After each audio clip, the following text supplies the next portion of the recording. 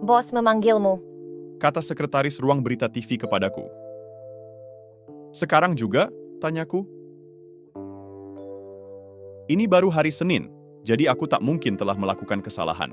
Tenang saja, Jawabnya tertawa. tapi sekarang kabarnya bakal bagus. Aku mengetuk pintu kantor bos yang sedang terbuka, dan dia pun melambai memintaku masuk. Silakan duduk. Katanya, Aku butuh bantuanmu. dia langsung ke pokok persoalan. Ahli meteorologi akhir pekan kita pergi mendadak, dan aku membutuhkanmu untuk mengisi siaran berita hari Sabtu dan Minggu sampai kita mendapatkan pengganti. Maukah kau melakukannya? Aku tertegun. Anda yakin telah memilih orang yang tepat? Tanyaku curiga. Aku reporter berita, bukan ahli meteorologi. Aku bahkan tidak bisa membedakan awan kumulus dengan buah jeruk, Kurasa kau mampu melakukannya. ujar atasanku. Lagi pula, kau masih punya sepanjang minggu untuk mempersiapkan diri. 5 hari, aku nyaris tak percaya dia mengucapkannya dengan begitu tenang. Tapi sudah sejak bertahun-tahun aku tahu, tak ada gunanya berdebat dengannya. Aku memutuskan untuk mengulur waktu. Bisakah saya minta waktu untuk mempertimbangkannya? Pintaku. Tentu saja, Jawabnya, tidak masalah. dengan bingung aku kembali ke mejaku. Setelah bekerja hampir 14 tahun di ruang berita TV, aku tahu cara berbicara di depan kamera. Namun, pengetahuanku tentang meteorologi mungkin lebih sedikit dibanding anak kelas 5 SD. Evaporasi, kondensasi, pengendapan, gumamku sendiri. Hanya sampai di situ. Selain itu, aku tidak tahu dari mana para petugas bagian cuaca mendapatkan informasinya, atau cara mengoperasikan komputer yang menyebabkan peta terlihat saat siaran diudarakan. Lalu bagaimana aku harus menjelaskan foto awan yang diambil dengan satelit cuaca? Tidak, pikirku, aku mustahil bisa melakukannya, baik dalam 5 hari maupun 5 tahun. Aku melirik arlojiku.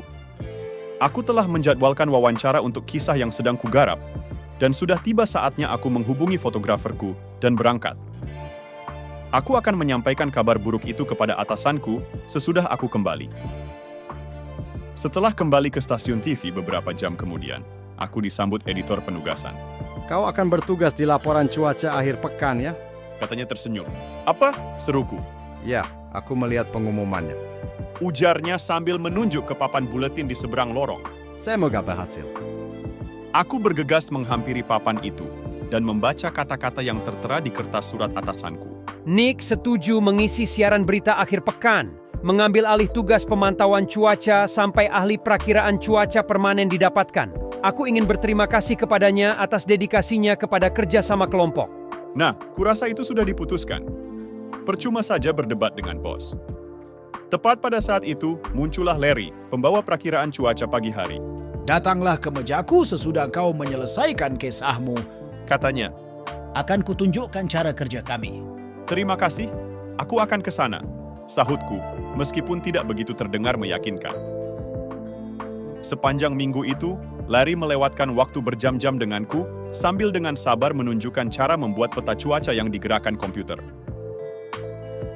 Apa arti huruf L merah ini? Tanyaku. Artinya daerah bertekanan rendah. Jelasnya. Kau tahu kan udara yang naik sehingga terbentuk awan dan curah hujan. Aku menatap kosong kepadanya. Sekarang kau tak perlu mencemaskannya. Katanya. Nanti kau bakal terbiasa juga. Dia terdengar hampir yakin aku akan mampu. Tidak begitu denganku. Baik Larry maupun ahli meteorologi siaran malam tidak hanya mengandalkan informasi dari Lembaga Cuaca Nasional. Mereka juga membuat perakiraan sendiri. Namun, mereka tidak berani mengambil risiko denganku. Ucapkan saja kata demi kata, tepat seperti perakiraan lembaga cuaca. Tegas Larry. Tidak masalah pikirku. Lagi pula aku tidak mengetahui cara lain. Rasanya hari Sabtu tiba begitu cepat.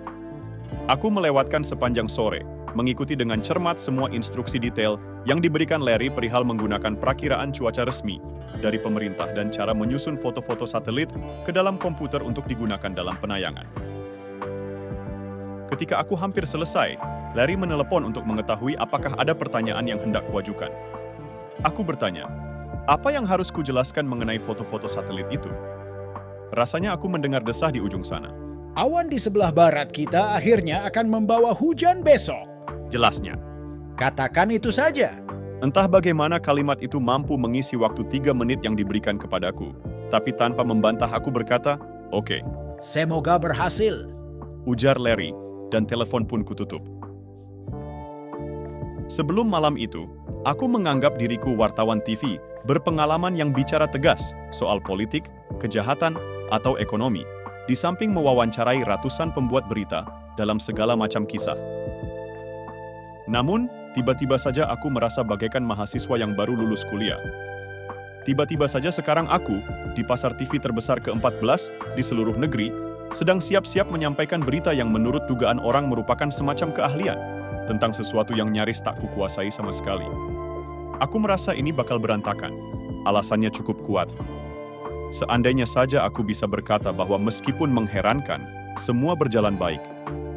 Bahwa aku bicara dengan jelas, lancar, dan bahkan cerdas tentang perakiraan itu, dan sesudah itu semua orang mengucapkan selamat kepadaku.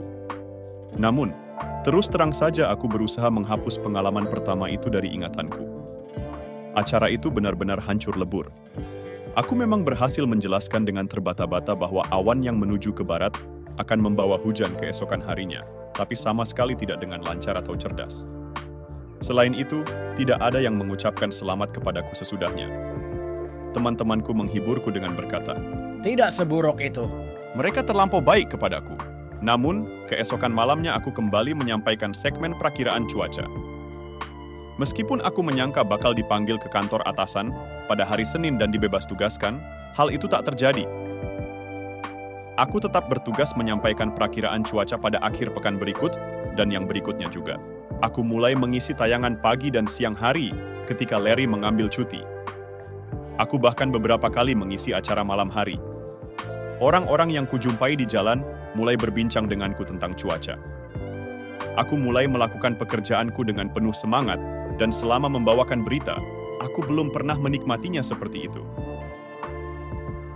Sambil membaca buku-buku tentang massa dan gelombang udara, serta bagaimana topografi dan samudra mampu memengaruhi cuaca kita, aku terus menemukan keajaiban baru tentang atmosfer kita, dan semakin menghargai peran serta tanggung jawab para pakar meteorologi. Atasanku tidak pernah mendapatkan pengganti penyiar cuaca permanen. Entah apakah dia memang berniat mencari atau tidak. Berangsur-angsur, aku mengikuti kuliah jurusan pengetahuan atmosfer dan menyelesaikan program universitas selama 3,5 tahun. Dalam waktu singkat, aku berhasil memenuhi persyaratan ketat untuk disahkan oleh Lembaga Meteorologi Amerika dan Asosiasi Cuaca Nasional. Kemudian memegang jabatan kepemimpinan di asosiasi yang kusebut belakangan tadi, selain menjadi mentor bagi para mahasiswa. Sekarang, sementara memasuki tahun ke-27 di bidang perakiraan cuaca TV, aku mengingatkan para mahasiswa agar mereka tidak perlu takut dengan tantangan yang datang seperti petir di siang hari bolong. Kehidupan akan membawa kalian ke tempat-tempat yang belum pernah kalian impikan, kataku kepada mereka. Jadi, saat muncul kesempatan, sambar saja. Kalian akan mendapati bahwa kalian ternyata jauh lebih mampu daripada yang kalian sangka. Jangan lupa, setiap kali kau melihat foto satelit dengan awan di sebelah barat, boleh jadi besok akan turun hujan. Dengan tekad yang tak tergoyahkan, Nick menghadapi tantangan yang tak terduga.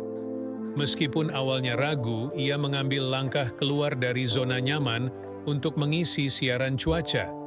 Dengan berbekal semangat belajar, ia menaklukkan ketidakpastian dan melangkah maju. Meskipun banyak keraguan, Nick menemukan dukungan dan bimbingan dari Larry, yang dengan sabar memandunya melalui langkah-langkah yang tak dikenal sebelumnya. Dengan tekun dan ketekunan, Nick menaklukkan tantangan itu satu langkah demi satu langkah. Kisah Nick mengingatkan kita bahwa ketika kesempatan datang, jangan biarkan ketakutan atau keraguan menghalangi langkah kita. Teruslah maju, ambillah setiap peluang yang datang, dan siapa tahu, itu mungkin akan membawa kita pada perjalanan luar biasa yang tidak pernah kita duga.